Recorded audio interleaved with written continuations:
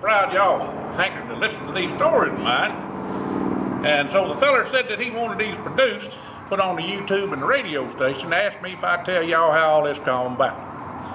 The first thing I want y'all to know, these stories ain't meant to offend nobody, ridicule them, demean them, embarrass them, or nothing else to harm them.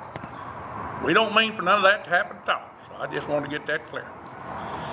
Well, these old stories come about as they true, some of them. Some got some truth to them, and some ain't got none to at all, just a figment of my imagination, as they'd say.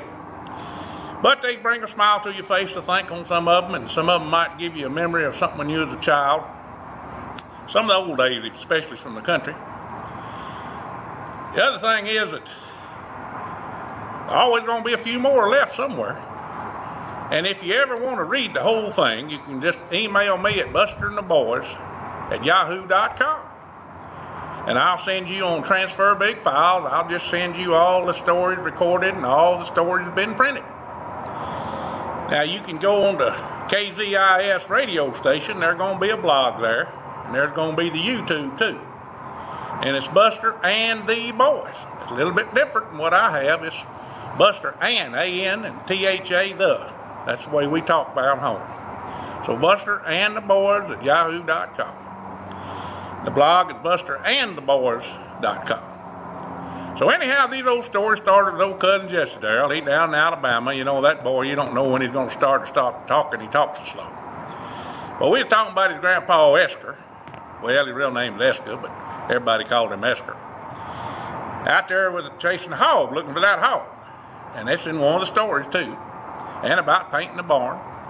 And I emailed him about 6-7 times, and one day he said, "Now, Buster, I just want you to write some stories about that. I dearly do enjoy them." I said, "Well, I do the best I can. I never knowed I could write anything like that." So I started off writing the stories. And then the other boys hired Walter, which we'd all been friends and business partners and whatnot, and found out we was all cousins later on in life. Well, we figured we better tell about them too. So we did. And it all come about stories of their families, their brothers, sisters, mamas, and daddies, and everybody else involved, cousins, whatnot.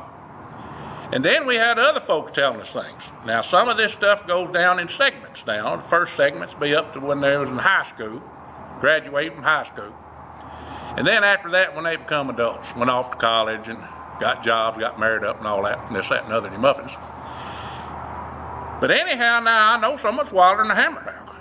But we got this from folks emailing us and people we knowed and been in business with and socialized with, and might hair lip you a little bit, but it just happened to be where it is. Of course, like I say, the rest of it's a figment of my imagination. So I dearly hope y'all enjoy the stories. And again, if you want the written stories, all just about like St. and Crawdads, it tells you all about how to do it and pictures and whatnot. Just write me at busterandtheboys@yahoo.com. Sure appreciate y'all stopping in. Old Buster signing out to you now.